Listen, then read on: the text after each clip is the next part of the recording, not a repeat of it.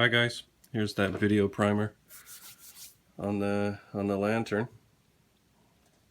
So the first thing you're going to want to do is learn how to take out the glass, because this will get sooted.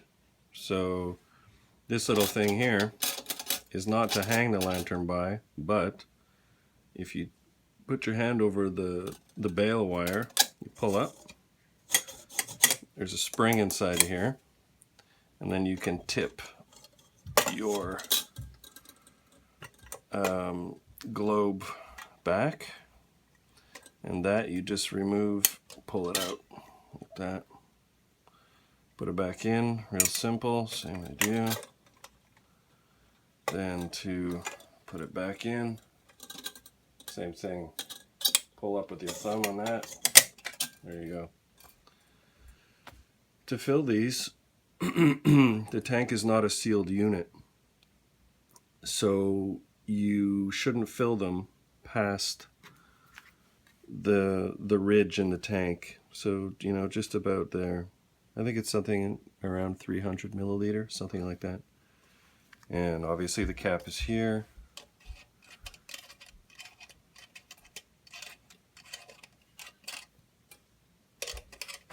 Pretty simple. When you put your fuel in, let the lantern sit for an hour before you light it. It's going to give a chance for the wick to soak it up.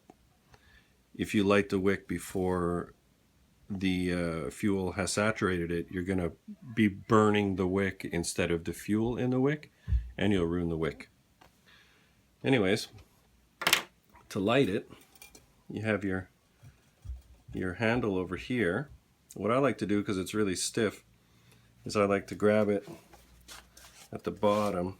Now I'm trying to stay out of the way of the camera. I pull up from the bottom, give it a helping hand, and then that will go into that notch. When you, oh yeah, I almost forgot. Once your wick is saturated, you'll want to trim it. Your wick should be trimmed perfectly straight across. Let's see if I can get that on camera.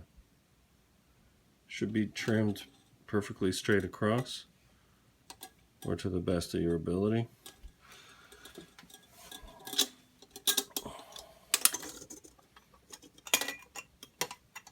Oops. Okay. Now to light it, get that up. You want to make sure you keep the wick as low as possible when you light it. Because if the wick is way up here and you light it, it's going to soot your globe. It's just going to make a bunch of smoke. So I keep it super low. I'd say there's about 2 millimeters peeking above the burner. Light it. When it lights, I like to lower it even more, and then lower your globe, and then let it burn. Usually let it burn